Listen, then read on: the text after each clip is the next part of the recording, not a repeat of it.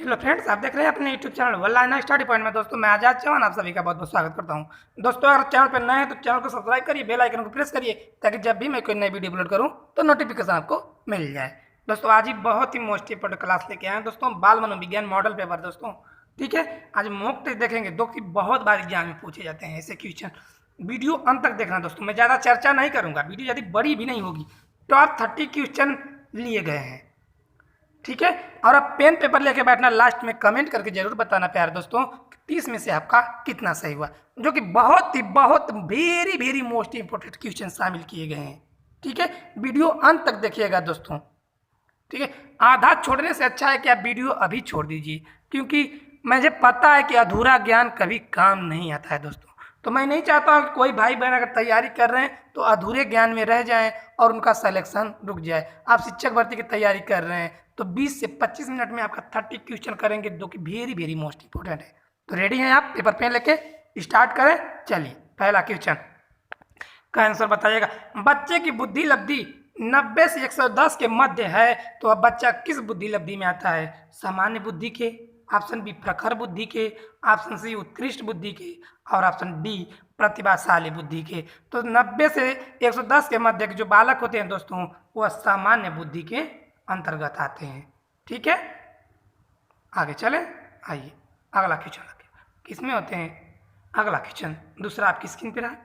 दूसरा प्रश्न, बाल मनोविज्ञान के आधार पर कौन सा कथन सर्वोत्तम है? ऑप्शन ए सारे बच्चे एक जैसे होते हैं, ऑप्शन बी प्रत्येक बच्चा विशिष्ट होता है, ऑप्शन सी कुछ बच्चे विशिष्ट होते हैं, और ऑप्शन डी कुछ बच्चे एक जैसे होते हैं। तो दोस्तों आपको पता होना चाहिए क्वेश्चन के ऑप्शन से कि सारे बच्चे एक जैसे होते हैं, नहीं, कोई जरूरी नहीं है कि सारे बच्चे एक जैसे कैसे होंगे। और ऑप्शन बी प्रत्येक बच्चा विशिष्ट होता है। दोस्तों ये तो सही है, ठीक है, ये तो सही लग रहा है ऑप्शन बी।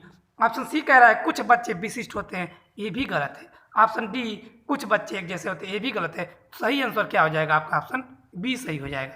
आगे चले, अगला क्वेश्चन आपकी स्क्रीन पे। बच्चे के लिए निःशुल्क एवं अनिवार्य शिक्षा का अधिकार अधिनियम कितने वर्ष के बच्चे के लिए लागू किया गया था? तो दोस्तों कितने वर्ष के लिए लागू किया गया था? आप मेरे बताने से पहले आप अपने पेपर पर जरूर आंसर टिक कर लेना दोस्तों। ऑप्शन ए 6 से 14 वर्ष, ऑप्शन बी 7 से 13 वर्ष, ऑप्शन सी 5 से 11 वर्ष, और ऑप्शन डी 6 से 12 वर्ष। तो इसका सही आंसर हो जाएगा ऑप्शन ए दोस्तों 6 से 14 वर्ष। ऑप्शन ए सही हो जाएगा 6 से 14। आगे चलते हैं। नेक्स्ट क्वेश्चन रहा कि शिक्षक को ज्ञान होना चाहिए। शिक्षक को क्या ज्ञान होना चाहिए दोस्तों? अध्यापन का विषय का, ऑप्शन बी बाल मनोविज्ञान का, ऑप्शन सी शिक्षा संहिता का, और ऑप्शन डी अध्यापन विषय एवं बाल मनोविज्ञान का। तो किसका ज्ञान होना चाहिए? तो शिक्षक को अध्यापन विषय एवं बाल मनोविज्ञान का ज्ञान होना चाहिए। तो डी आपका सही हो जाएगा। अगला क्वेश्चन देखेंगे।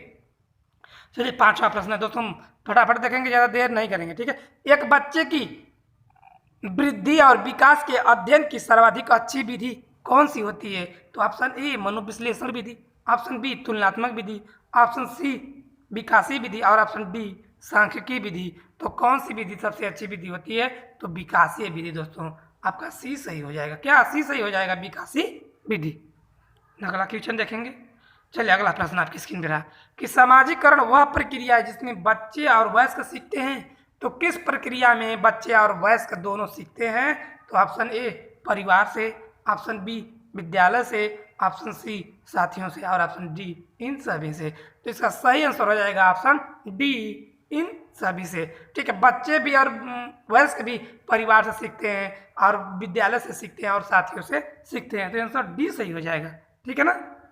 अगला क्वेश्चन प्यारे साथियों कि गार्डनर ने 7 बुद्धि का अधिमान निर्धारित किया, इनमें कौन सा नहीं है? दोस्तों गार्डनर एक वैज्ञानिक हैं जिन्होंने 7 बुद्धि का अधिमान निर्धारित किया था। तो दोस्तों इनमें से कौन सा नहीं है? नहीं की बात की जा रही है, 3 है, एक ही नहीं है। तो ऑप्शन ए संस्थान संबंधी बुद्धि, ऑप्शन बी भावात्मक बुद्धि, ऑप्शन सी अंतर्वैयक्तिक बुद्धि, और ऑप्शन डी भाषात्मक बुद्धि। तो कौन सा नहीं है दोस्तों? इसका सही आंसर हो जाएगा डी, क्या? भावात्मक बुद्धि। ठीक है, और उनके 7 बुद्धियों में आता है स्थान संबंधी बुद्धि भी आती है, भावात्मक बुद्धि भी आती है, और ऑप्शन सी जो अंतर्वैयक्तिक बुद्धि भी आती है। नहीं आती है तो भावात्मक बुद्धि। अगला देखेंगे 8वां प्रश्न आप, सहयोगात्मक राजनीति के किस श्रेणी में महिलाएं निम्न से संबंधित नहीं है? किससे संबंधित नहीं है? ऑप्शन ए स्वीकार्यता से, ऑप्शन बी प्रतिरोध से, ऑप्शन सी क्रांति से और ऑप्शन डी आपका स्क्रीन पर हो जाएगा अनुकूलन से। तो किससे संबंधित है? तो आपका सही आंसर हो जाएगा दोस्तों ऑप्शन बी सही हो जाएगा, प्रतिरोध से संबंधित नहीं, बाकी स्वीकार्यता क्रांति और से संबंधित हैं। अगला प्रश्न आपकी स्क्रीन पे लगाएं। चलिए 9वां प्रश्न का आंसर दीजिएगा दोस्तों, ठीक है। जरूर लास्ट में कमेंट करना दोस्तों। मैं बार बार नहीं कहूँगा वीडियो के कि आप लाइक करिए, शेयर करिए, सब्सक्राइब करिए, नहीं अच्छी लगेगी तो आप खुद पे खुद करेंगे दोस्तों। चलिए यदि एक बच्चे की मानसिक आयु 5 वर्ष तथा वास्तविक आयु 4 वर्ष है तो उन बच्चों की बुद्धि लब्धि होगी। दोस्तों आपने बुद्धि लब्धि का चैप्टर पढ़ा होगा तो आपको एक सूत्र याद होगा, फार्मूला याद होगा कि मानसिक आयु बटा के वास्तविक आयु गुणे स, क्या स। आप इसी सूत्र पे इसको रख दीजिए, आपका आंसर आ जाएगा। भूलिएगा मत, ये सूत्र तो आपको हमेशा याद रखना पड़ेगा। हमेशा 1 नंबर पूछे जाते हैं और इतना सरल कर देंगे तो आप समझिए कुछ नहीं कर पाएंगे दोस्तों। क्या कह रहा है? मानसिक आयु, तो पता है कि मानसिक आयु बटा के वास्तविक आयु। मानसिक आयु कितना दिया है? 5 वर्ष दिया है। वास्तविक आयु कितना दिया है? 4 वर्ष दिया है। तो गुणा कितना से करना है आपको? 100 से गुणा करना है। तो 4 से 100 को काटेंगे तो 25 बार में कटेगा, 25 बार में कटेगा। फिर में 25 में 5 का गुणा कर देंगे तो कितना हो जाएगा? 125 हो जाएगा। तो ऑप्शन किस में 125 है? ऑप्शन ए सही हो जाएगा आपका 125, ठीक है ना। गलत नहीं करना दोस्तों, एक क्वेश्चन पूछे जाते हैं, गलत नहीं करना। वीडियो को 1 बार 2 बार देख के लेना, ठीक है। चलिए अगला चलते हैं। 10वां प्रश्न आपकी स्क्रीन पर रहा कि विद्यालयी क्षेत्र में रचनात्मक निर्धारकों को जानने के लिए इनमें से कौन सा उपागम नहीं है? कौन सा उपागम नहीं है? तो दोस्तों ऑप्शन ए हो जाएगा वार्तालाप कौशल, ऑप्शन बी बहुविकल्पी प्रश्न, ऑप्शन सी परियोजना कार्य और ऑप्शन डी मौखिक प्रश्न। तो कौन सा नहीं हो जाएगा दोस्तों? आपका बहुविकल्पी प्रश्न नहीं हो जाएगा ऑप्शन बी, क्योंकि वार्तालाप भी हो जाएगा, परियोजना कार्य भी हो जाएगा, मौखिक प्रश्न भी हो जाएगा। तो इसका सही आंसर हो जाएगा ऑप्शन बी हो जाएगा, क्या? बहुविकल्पी प्रश्न नहीं की बात की जा रही है, ठीक है ना। अगला चलते हैं। 11वां प्रश्न आपकी स्क्रीन पर रहा कि मनोविज्ञान शिक्षा का आधारभूत विज्ञान है। किसने कहा था? तो दोस्तों किसने कहा था? Option A BN. झा ने कहा था, ऑप्शन बी स्किनर ने कहा था, ऑप्शन सी डेविस ने और ऑप्शन डी वुडवर्थ ने। तो किसने कहा था कि मनोविज्ञान शिक्षा का आधारभूत विज्ञान है? तो दोस्तों स्किनर ने कहा था, ऑप्शन बी सही हो जाएगा आपका, ठीक है। अगला क्वेश्चन लगाएंगे दोस्तों, सभी वेरी मोस्ट इंपॉर्टेंट क्वेश्चन है दोस्तों। हम चाहते हैं जितने भी भाई बहन शिक्षक भर्ती की तैयारी कर रहे हैं किसी का सिलेक्शन न रुकेगा और रुकेगा भी नहीं दोस्तों। चलिए बस आप पढ़ते रहिए अच्छे से। 12वां प्रश्न है, आधुनिक मनोविज्ञान का अर्थ है क्या है? ऑप्शन ए मन का अध्ययन करना, ऑप्शन बी आत्मा का अध्ययन करना, ऑप्शन सी शरीर का अध्ययन और ऑप्शन डी व्यवहार का अध्ययन। तो आधुनिक मनोविज्ञान का क्या अर्थ होता है दोस्तों? तो व्यवहार का अध्ययन। ऑप्शन डी सही हो जाएगा, क्या? व्यवहार का अध्ययन। अगला क्वेश्चन, चलिए अगला क्वेश्चन आपकी स्क्रीन पर कि हिंदी अक्षरों को बालक किस आयु में पहचानने लगता है? तो ऑप्शन ए 3 वर्ष, ऑप्शन बी 4 वर्ष, ऑप्शन सी 5 वर्ष, ऑप्शन डी 6 वर्ष। तो किस वर्ष में पहचानने लगता है हिंदी के अक्षरों को? तो बालक 5 वर्ष की अवस्था में हिंदी के अक्षरों को पहचानने लगता है। 2 ऑप्शन आपके नीचे हैं दोस्तों, ठीक है। चलिए उत्तर भी 5 वर्ष सही है इसका। चलिए 14 प्रश्न है आपका, बताइएगा 14वां प्रश्न का कि बुद्धि लब्धि मापन के जन्मदाता कौन है? तो बुद्धि लब्धि मापन के जन्मदाता कौन है? Option A Stern, option B ने और ऑप्शन सी टर्मन। टर्मन है दोस्तों, टर्मन रहेगा, ठीक है, टर्मन। और ऑप्शन डी इनमें से कोई नहीं। तो दोस्तों सही आंसर हो जाएगा आपका ऑप्शन सी सही हो जाएगा। क्या हो जाएगा? टर्मन। टर्मन जो है बुद्धि मापन के जन्मदाता माने जाते हैं। आपका ऑप्शन भी है सी, उत्तर हो जाएगा टर्म। अगला चलते हैं कि एलेक्टिया है। एलेक्टिया क्या है? ए पढ़ने की अक्षमता है, ऑप्शन बी लिखने की अक्षमता है, ऑप्शन सी सीखने की अक्षमता है और ऑप्शन डी सुनने की अक्षमता है। दोस्तों कौन सी है? कमेंट करना, नोट करना क्वेश्चन को, क्योंकि मैं चाहता हूँ जितने भी भाई बहन पढ़ रहे हैं मन से पढ़े, उनका सिलेक्शन हो जाए। बस मुझे कुछ नहीं चाहिए, आपका सिलेक्शन चाहिए दोस्तों, बस, ठीक है ना। तो इसका सही आंसर हो जाएगा दोस्तों ऑप्शन ए पढ़ने की अक्षमता। ठीक है, जब भी आपसे पूछेगा कि ये किया क्या है तो आपको सही आंसर लगाना है कि पढ़ने की अक्षमता है। अगला प्रश्न देखेंगे।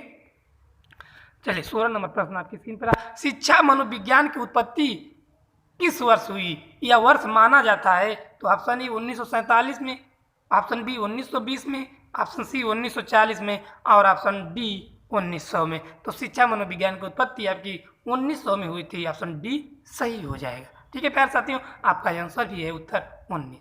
ठीक है, गलत रहेगा, मैं गलत बताऊंगा तो यहाँ गलत नहीं बताएगा। ठीक है ना, चलिए अगला क्वेश्चन 17 नंबर का बताइएगा।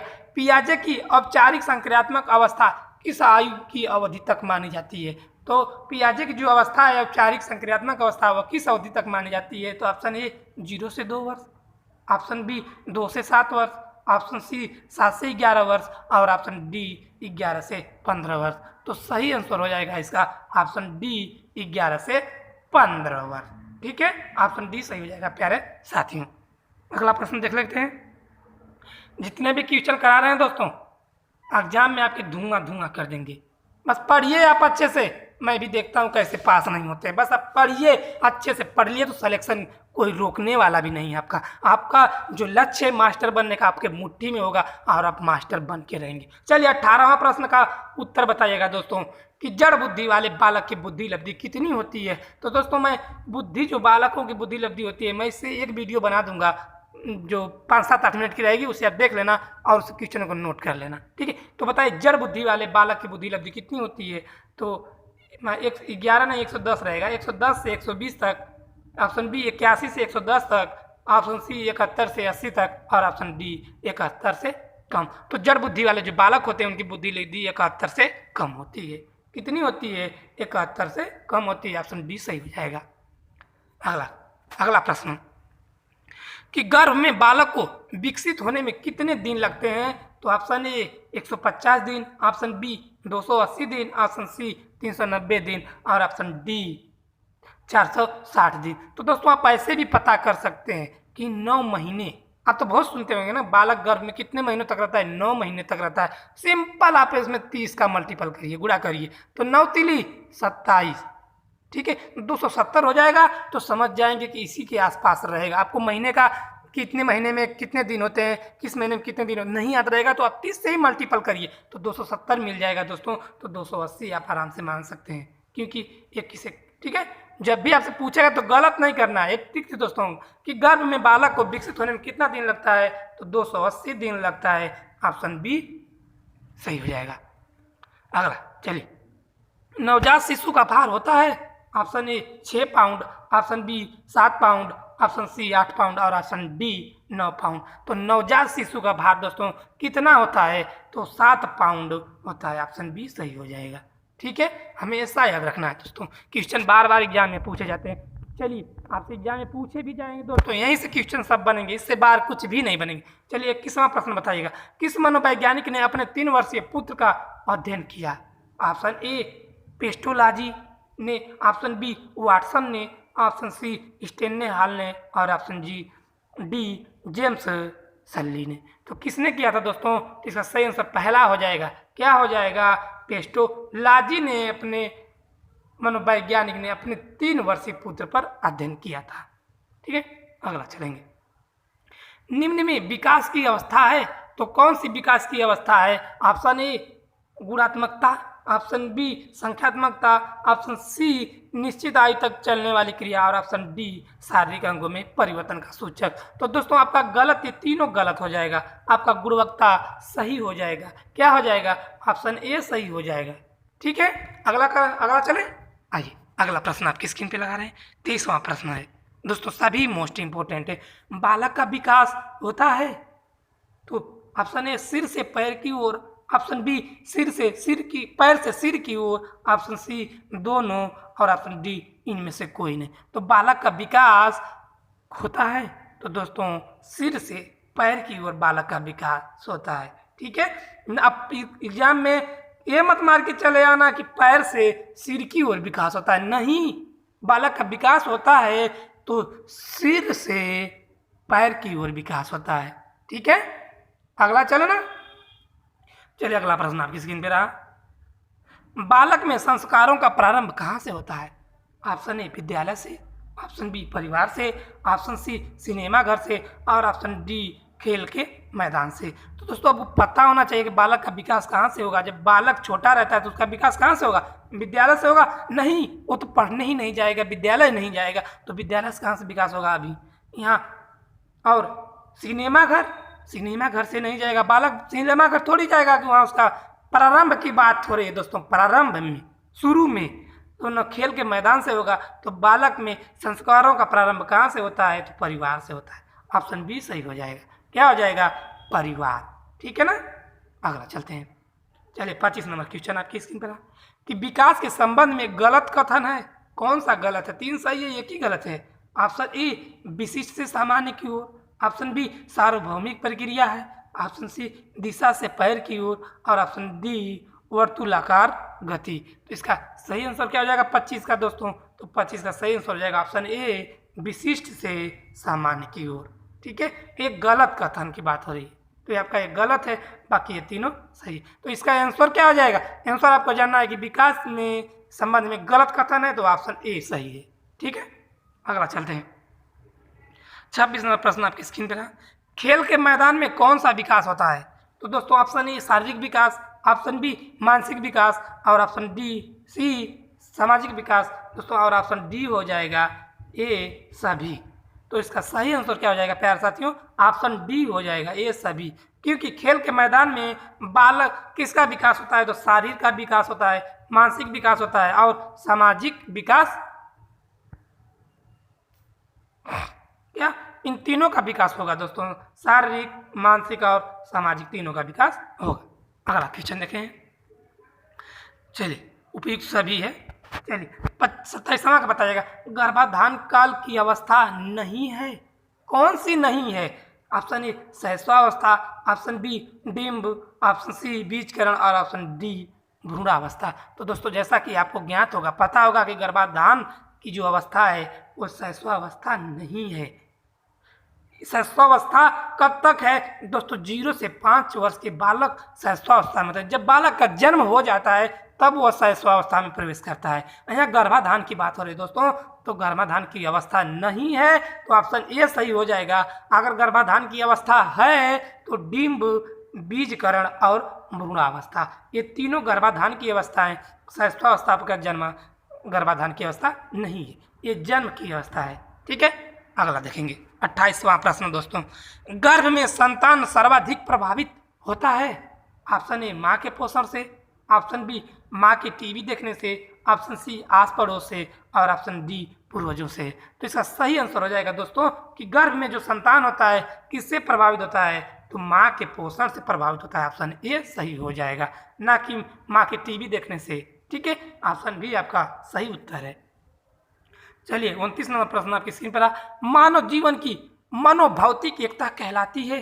ऑप्शन ए मन तथा शरीर का विकास, ऑप्शन बी शरीर तथा हड्डियों का विकास, ऑप्शन सी शरीर तथा हृदय का विकास और ऑप्शन डी आत्मा तथा मांसपेशियों का विकास। तो 29 का सही आंसर क्या हो जाएगा दोस्तों? आपका ऑप्शन ए सही हो जाएगा, मन तथा शरीर का विकास।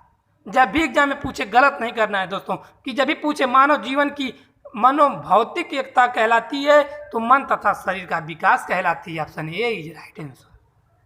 ठीक है, चलिए लास्ट क्वेश्चन आपकी स्क्रीन पर आ दोस्तों। जरूर बताना कि वीडियो कैसी रही। मैं वीडियो अंत तक देखने के बाद ही बात करूंगा दोस्तों। अच्छी लगी तो लाइक करिए, नहीं तो डिसलाइक कर दीजिए दोस्तों। ठीक है, चलिए 25वां प्रश्न है और लास्ट भी रहेगा। 2 से 5 वर्ष की आयु कहलाती है। ऑप्शन ए शैशवावस्था, ऑप्शन बी बाल्यावस्था, ऑप्शन सी उत्तर बाल्यावस्था और ऑप्शन डी किशोरावस्था। तो 2 से 5 वर्ष की जो अवस्था है वो क्या कहलाती है दोस्तों? तो शैशवावस्था कहलाती है। 0 से 5 वर्ष की अवस्था को शैशवकाल कहते हैं। ठीक है, बाल्यावस्था पूछ दे तो 6 से 12 वर्ष की अवस्था को बाल्यावस्था कहते हैं। किशोरावस्था पूछ दे तो 12 से 18 वर्ष की अवस्था को किशोरावस्था कहते हैं। ठीक है, आपसे एग्जाम में ऐसे भी मिल जाता है कि 0 से 5 या 6 वर्ष को शैशवावस्था, बाल्यावस्था 5 से 6 या 5-6 से 12-13 वर्ष की अवस्था, और किशोरावस्था की बात होगी तो 12-13 से 18 वर्ष तक ये अवस्था। ठीक है, तो दोस्तों वीडियो कैसी लगी? अच्छी लगी तो ये एक लाइक कर देना प्यारे साथियों, और वीडियो को अपने दोस्तों को शेयर कर देना और चैनल को सब्सक्राइब कर देना। और हाँ, बेल आइकन को प्रेस ना करना भूलना, क्योंकि जब भी मैं कोई नई वीडियो अपलोड करूंगा ना तो बेल आइकन को प्रेस किए रहेंगे तो नोटिफिकेशन आपको मिल जाएगा। दोस्तों आज खास बात, जितने भी भाई बहन शिक्षक भर्ती की तैयारी कर रहे हैं, जो भी कर रहे हैं, उनके सिलेक्शन, मैं कहता हूँ सिलेक्शन आपका 100% होगा। मैं जितना पढ़ा रहा हूँ वो उतना पढ़िए। यहाँ इस चैनल पे दोस्तों one liner, mock test, practice set, model paper जितने भी हैं सब आपको करा देंगे, और इससे एक भी क्वेश्चन बाहर से पूछे भी नहीं जाएंगे दोस्तों। ठीक है, तो चलिए मिलेंगे अगली वीडियो में। हौसला इससे बनाए रहेगा दोस्तों। अगर हौसला बुलंद रहेगा ना तो मंजिल अपने आप मिलेगी। कभी अपने आप से हार मत मानना दोस्तों, क्योंकि आने वाले जो भी एग्जाम है यूपी टेट, सी टेट के, उसमें आपके 100+ आएंगे। आपको क्वालिफाई करना है ही करना है। ठीक है ना, चलिए मिलेंगे अगली वीडियो में। जय हिंद, वंदे मातरम प्यारे साथी।